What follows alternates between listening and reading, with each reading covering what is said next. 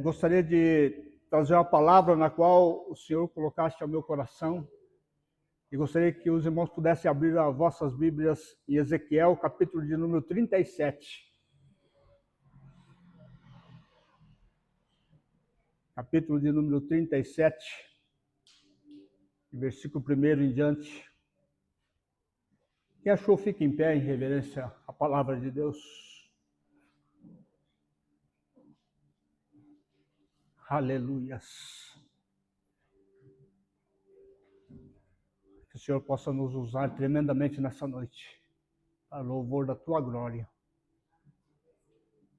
A palavra do Senhor diz, Ezequiel 37, versículo 1, veio sobre mim a mão do Senhor, e ele me levou no espírito do Senhor e me pôs no meio do vale que estava cheio de ossos, e me fez andar ao redor deles. E eis que eram muito numerosos sobre a face do vale, e eis que estavam sequíssimos. E ele me perguntou, filho do homem, poderão viver esses ossos? Respondi, Senhor Deus, tu o sabes. Então me disse, profetiza sobre esses ossos e diz-lhes, ossos secos, ouve a palavra do Senhor. Assim diz o Senhor Deus a esses ossos, eis que vou fazer entrar em vós o fôlego da vida e vivereis. E porei nervos sobre vós, e farei crescer carne sobre vós, e sobre vós estenderei pele, e porei em vós o fôlego da vida e vivereis. Então sabereis que eu sou o Senhor. Profetizei, pois, como se me deu ordem. Ora, enquanto eu profetizava, houve um ruído, e eis que fez um rebuliço, e os ossos se achegaram, osso ao seu osso. E olhei, eis que vieram nervos sobre eles, e cresceu a carne, estendeu-se a pele sobre eles por cima, mas não havia neles fôlego. Então ele me disse, profetiza ao fôlego da vida, profetiza ao filho do homem, e diz-me ao fôlego da vida, assim diz o Senhor Deus, vem dos quatro ventos, ao fôlego da vida, e assopra sobre esses mortos, para que vivam. Profetizei, pois, como ele me ordenara.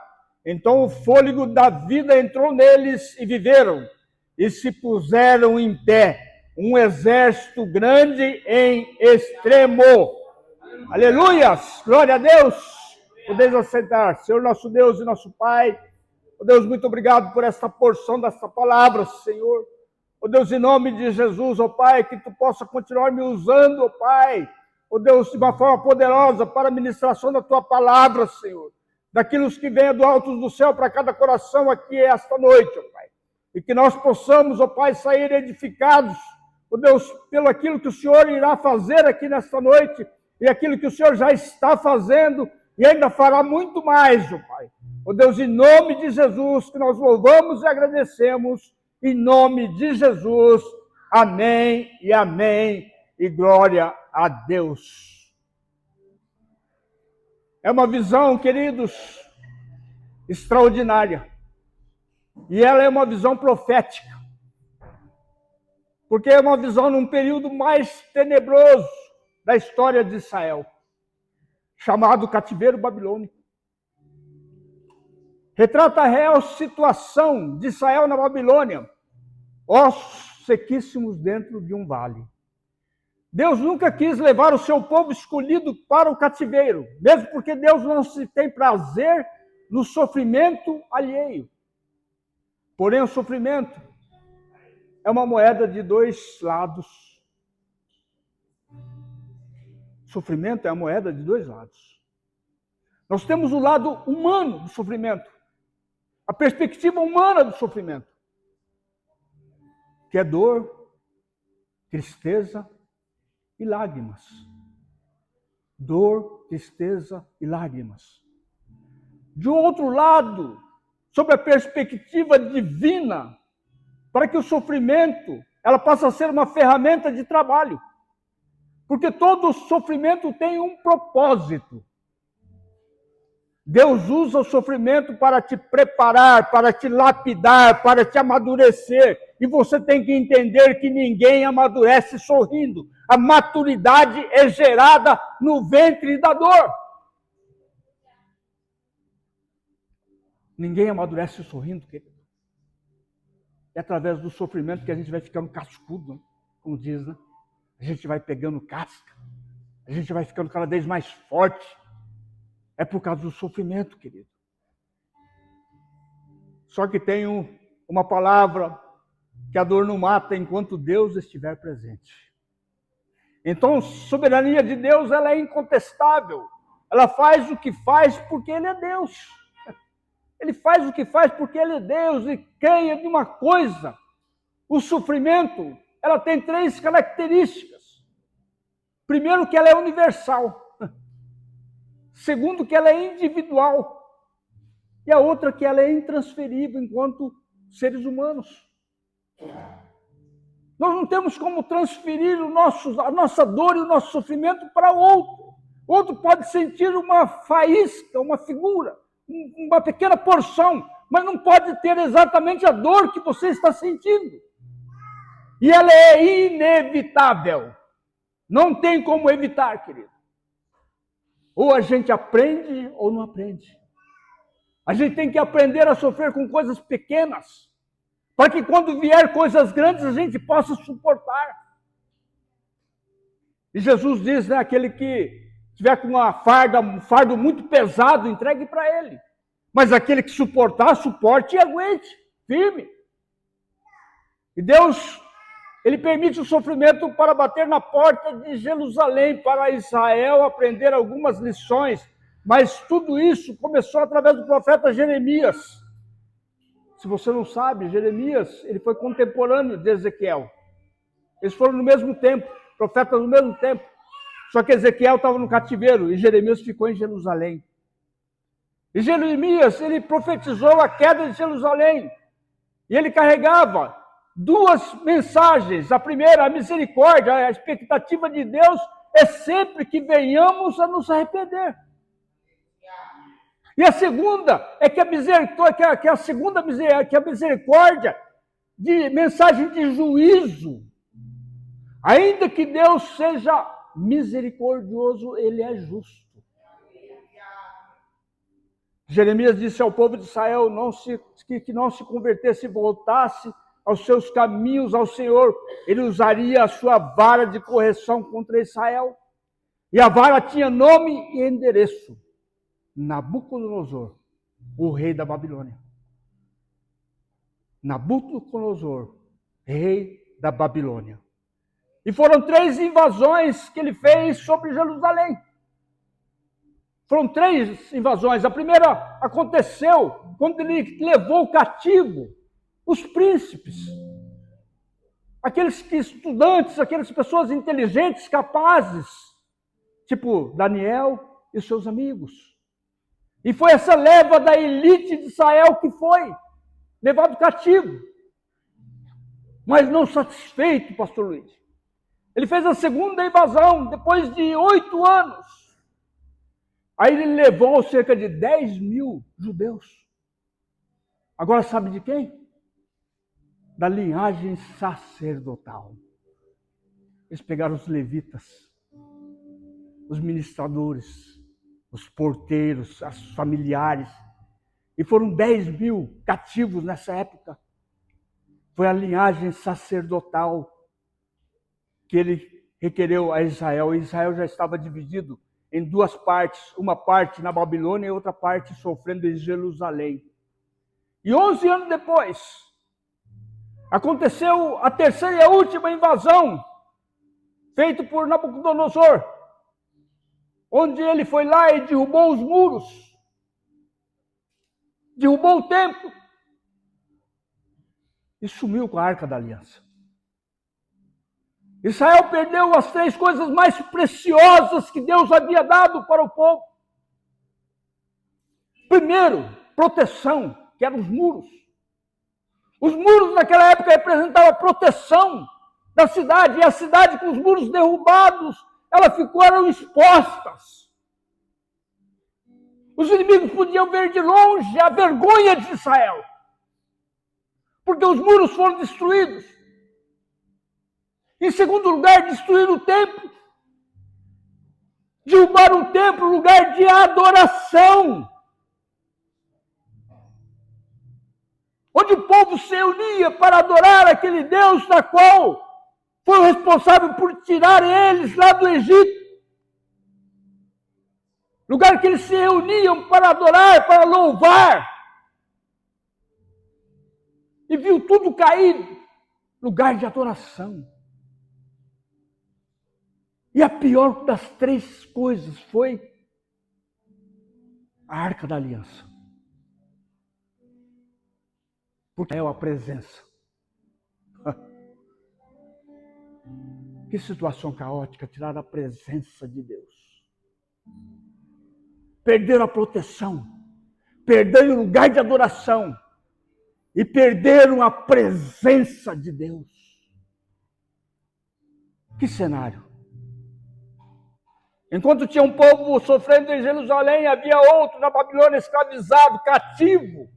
Esses mais de 10 mil judeus aprisionados não ficaram na cidade, pois eram considerados indignos. Não ficaram dentro da cidade, mas fora dos muros próximos do rio Quebar. Aleluia, Jesus. A dor dos levitas. A saudade de Jerusalém. Do templo. Da arca da presença. Da glória de Deus. E os levitas recusaram adorar a Deus e eles disseram, vamos jogar a toalha. Não vamos mais adorar. Eram pessoas que foram treinados para este ministério. E aí olhamos para o Salmo de número 137, onde a palavra do Senhor diz, junto aos rios da Babilônia, ali nos assentamos e nos prostramos a chorar, recordando-nos de Sião.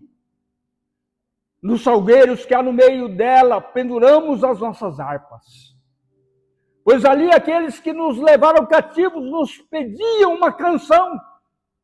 E os que nos atormentavam, que os alegrássemos, dizendo, cantai-nos um dos cânticos de Sião. Mas como cantaremos e como entoaremos o cântico do Senhor em terra estrangeira? Que tristeza, querido. Que antes eles estavam no templo de Salomão adorando ao Senhor. Com aquela orquestra maravilhosa. Os músicos, os diversos músicos. E agora estava ali, pastor, à beira do rio Quebar, pendurando suas harpas, seus instrumentos musicais.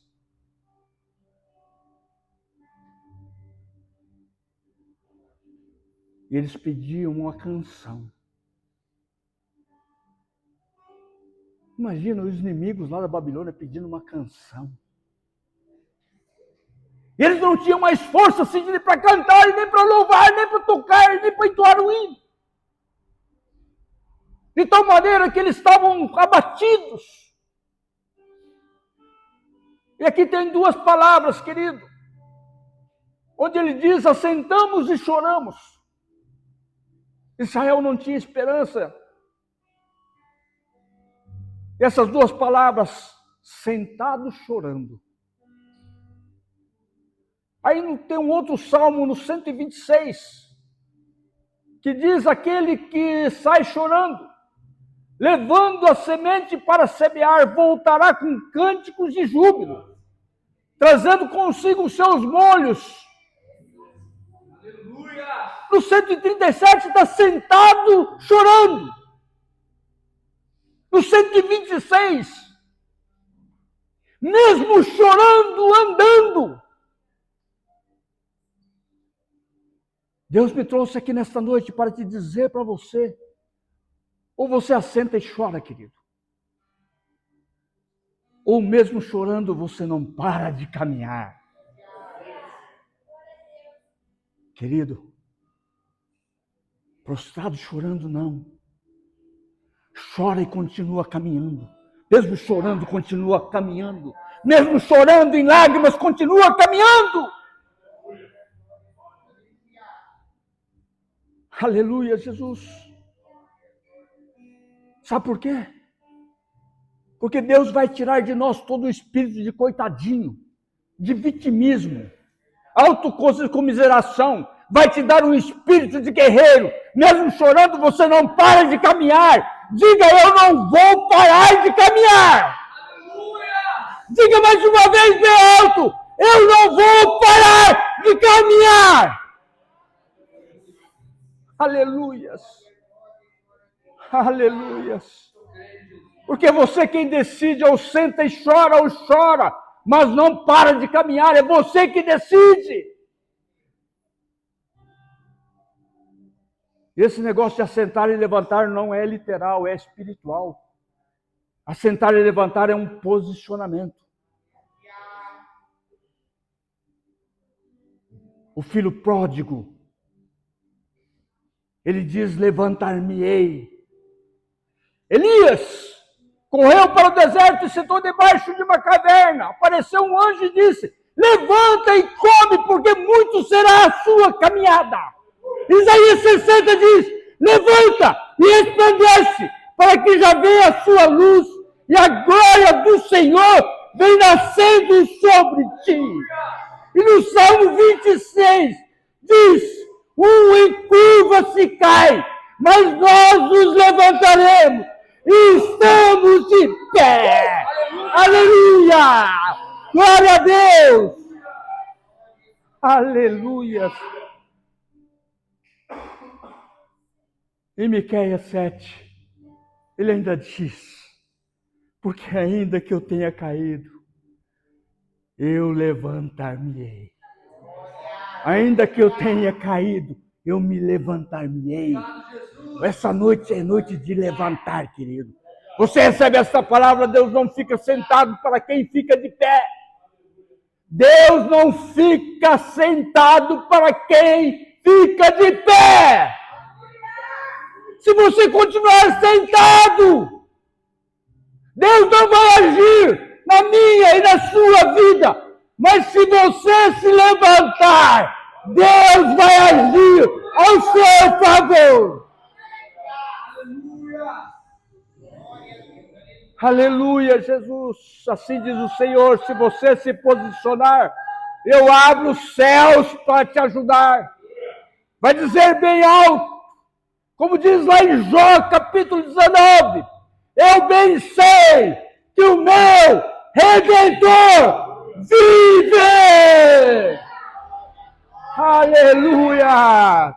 Se eu fosse você, dava um grande aplauso ao Senhor nessa noite.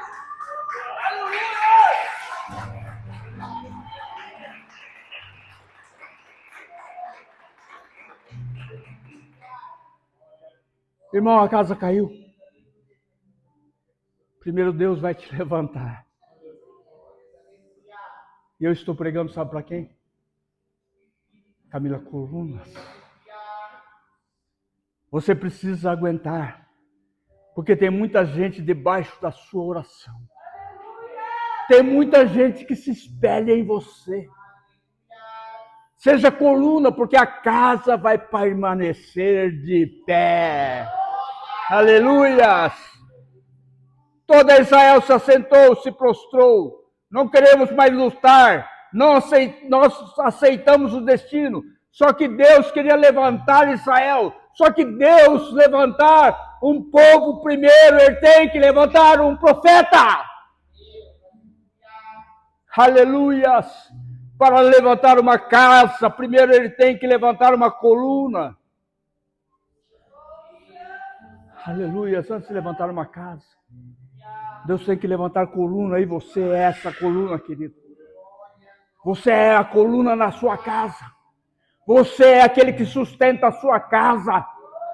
Em nome de Jesus, Ezequiel 2, ele diz, e disse-me, filho do homem, põe-te em pé, e falarei contigo.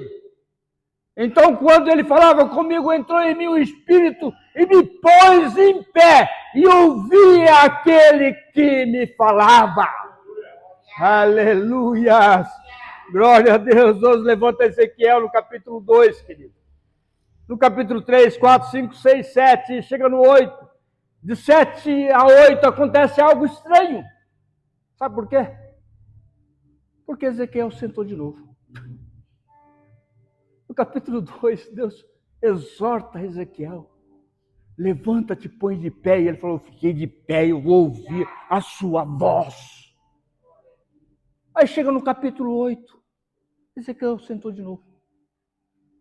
Aí ele diz, sucedeu, pois, no 6º ano, no mês 6º, no 5º dia do mês, estando eu assentado na minha casa, os anciões de Judá assentados diante de mim, e ali a mão do Senhor Deus caiu sobre mim.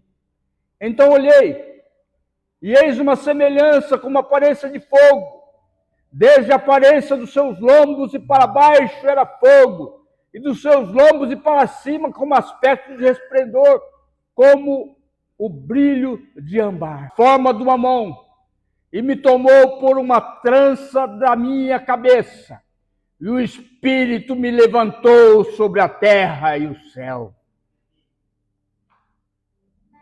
Aleluia, fala para quem está do seu lado. Mesmo que Deus te pegue pelo corarinho, querido, pelo pescoço, mas prostrado você não vai ficar. Nem que for na marra, nessa noite, você vai ficar de pé. Jeremias estava sentado, a mão do Senhor foi lá e pegou pelos cabelos de Ezequiel e falou, Ezequiel, ó, levanta. Nem que for na marra, querido, Deus vai te levantar você nesta noite. Nem que ele pegue pelo ombro, pelo pescoço, pelo corarinho, ele vai te levantar. Aleluias, aí ele me levou em espírito. Aleluias. No capítulo de número 37, na qual nós lemos. Ele levou em espírito porque só entende as coisas do espírito quem é espiritual. Só entende as coisas do espírito quem é espiritual. Sabe quem reclama de culto? Quem entra na carne e sai na carne. Aí reclama do louvor. Aí reclama do pregador. Aí reclama do som. Aí reclama da luz. Aí reclama das cadeiras que são duras. Aí reclama do calor que está aqui dentro, que não tem ar-condicionado, por enquanto. Aí reclama que depois do culto não tem um cafezinho. Entra na carne e sai na carne. Não absorve nada, querido. Não pega nada. Não existe culto na carne. Lembre-se disso, não existe culto na carne. Culto é uma tarefa espiritual. E o apóstolo Paulo disse que nós somos o templo do Espírito Santo. Usando como fonte o templo de Salomão. E o templo de Salomão tinha 3 partes. Tinha um átrio, certo? Lugar santo. E o santo dos santos. Certo? E nós, como seres humanos, temos também 3 partes. Nós temos o corpo, a alma e o espírito. Isso quer dizer, querido, pega essa noite. Nunca se esqueça disso. Com o corpo, você entra no átrio. Quem já pisou, é assim, no santo dos santos.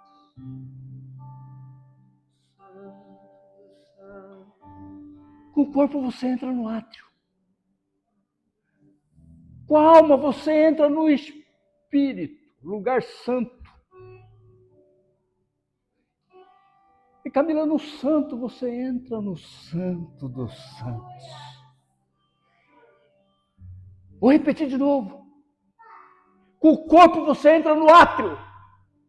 Com a alma você entra no lugar santo. E com o espírito você entra no santo dos santos.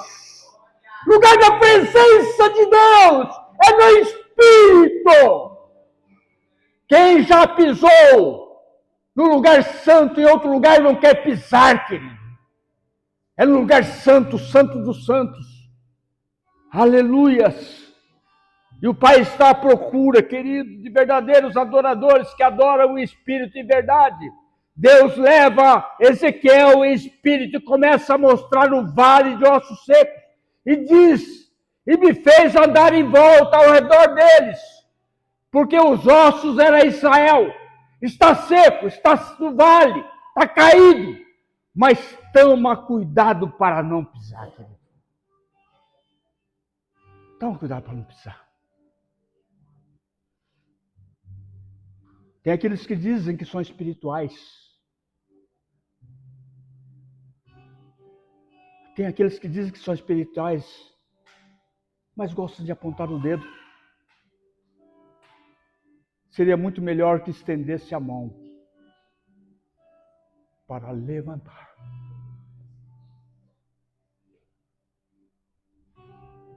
Muitos se dizem espirituais,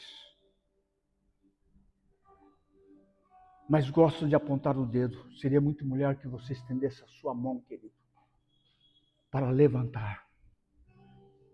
Deus vai tirar dentro de nós coveiros espirituais, que aproveita para enterrar para quem já está caído. Deus nessa noite vai levantar profeta para dizer que existe vida no vale. Deus vai levantar nessa noite pessoas para dizer que existe vida no vale. Diga para o seu irmão, me valoriza. Diga para o seu irmão, me valoriza. Seja meu amigo. Seja meu irmão. Porque eu ouço agora. Mas depois da palavra profética, um exército que se levanta no vale. Deus valoriza os ossos porque Ele é o único que conhece o futuro deles. Aleluias. E aí vem a pergunta, poderão viver esses ossos? Tu sabes, Senhor. Isso quer dizer o seguinte, querido. Se não sabe, não fala. Se não sabe, não fala. Não coloque a mão onde Deus ainda não colocou a dele. Não coloque a mão aonde Deus ainda não colocou a dele. Não fale. Ezequiel diz, eu não vou opinar porque o Senhor ainda não deu ordens. Aleluia, Jesus. Tu sabes. É o Senhor que sabe. E tem gente que está metendo o nariz onde não tem que meter. Está metendo a mão onde não tem que meter. Estão fazendo coisas que não devem fazer. Espera Deus. Espera as ordens. Espera o comando. Não vai fazendo de qualquer jeito. Ou do seu jeito. Não existe o meu e o seu jeito, existe o jeito de Deus. Aí vem a ordem profetiza sobre esses ossos. O segredo da vitória não está nos braços, na sua força, mas sim na sua língua, querido. Você não sabia que há poder nas suas palavras? Mas às vezes nós não sabemos usar. Há força nas suas palavras. Mas às vezes você não sabe usar, querido. Nós falamos muito mais às vezes, nem sabemos o que estamos falando. Palavras de maldição, palavras que ferem, palavras que machucam, palavras que derrubam, palavras que quebram laços, palavras que ofendem. São como pedras jogadas na vidraça, você pode até pedir desculpas, mas já quebrou. Quem menos fala tem um menos que se arrepender, querido. Quem fala menos tem menos do que se arrepender. Então, se for abrir a boca, abra para abençoar, querido. Abra para edificar. Abra para ensinar. Abra para corrigir. Ossos tem de monte. O que está faltando é profeta. Aí na rua está cheio de ossos. Mas está faltando de profeta, palavra. Que te anime, que te levante. Que diga, irmão, ande, caminhe, porque Deus está contigo. Porque essa é a promessa que Ele fez para cada um de nós, que Ele estará conosco até a consumação dos séculos.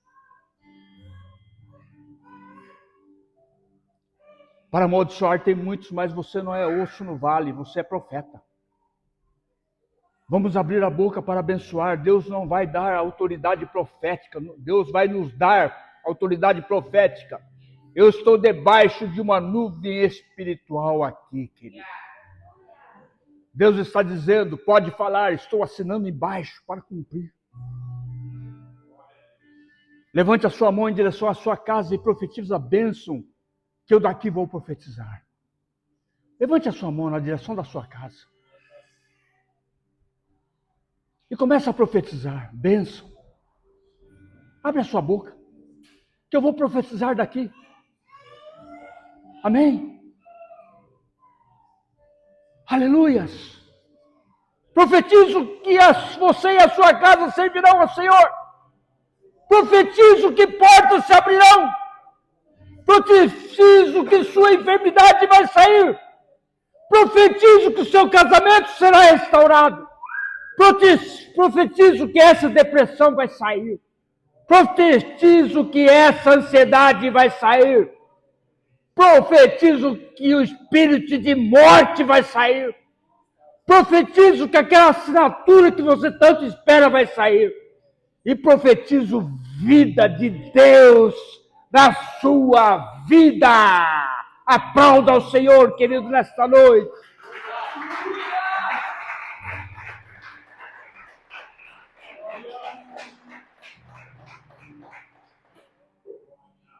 Aleluias. Então profetizei como ele deu ordens e houve um grande ruído. Enquanto eu profetizava, um grande reboliço. Reboliço, querido, significa bagunça, desordem, caos. Enquanto eu profetizava, houve um grande reboliço, uma grande bagunça. Caos total. Aí você pergunta, quanto mais eu estou fazendo aquilo que Deus está me mandando fazer, estou orando, estou buscando Deus de madrugada, estou indo à igreja, estou fazendo a minha consagração, estou em intimidade com o Espírito Santo, estou participando de cultos. Aí, em vez de melhorar, piora. Ué, como é que pode? Estou fazendo tudo que Deus está mandando e cada vez está piorando. Você fala, não entendo. Parece que as coisas ficaram cada vez mais ruins. Mas o Espírito Santo está me dizendo que o Senhor que está por trás dessa bagunça. É Deus que está atrás dessa bagunça, desse caos, desse reboliço, dessa desordem. Para mim é bagunça. Mas para o Senhor é colocando as coisas no seu devido lugar. E depois dessa tempestade você vai ver o sol brilhar. Depois da tempestade você vai ver, pastora Camila, o sol brilhar. Em nome de Jesus. Aleluias. Então profetizei como ele me deu ordens e houve uma bagunça, ossos com ossos se juntaram cada um ao seu devido lugar. Aí eu vi nervos, carnes e pele. Ué? Nervos, carne e pele? Olhe para a pessoa do seu lado. O que você vê? Você vê nervo? Hã? Vê? Vê carne? Só vê pele. Mas aí O apóstolo, o profeta diz, eu vi nervos, carnes e pele.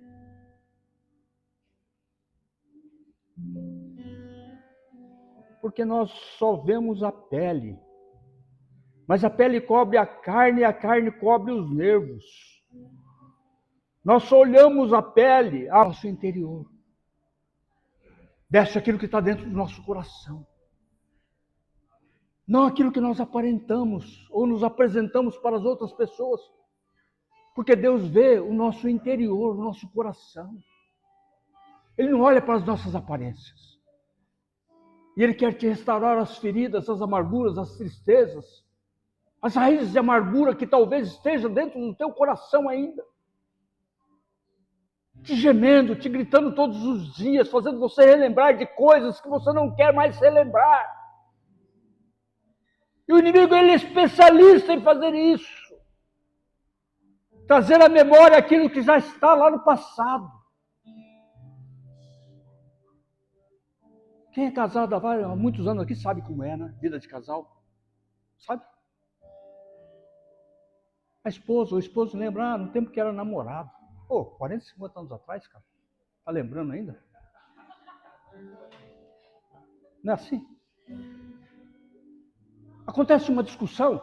Você lembra do dia que você fez? Mas que dia que eu fiz? Não, foi naquele dia antes do noivado. Já estamos casados 45 anos, querido. Está lembrando do dia antes do noivado? Ei, deixa o Senhor trabalhar dentro do seu interior. Feche os teus olhos. Fica em pé. Enquanto vai estar louvando aqui, a partir de agora será você e Deus.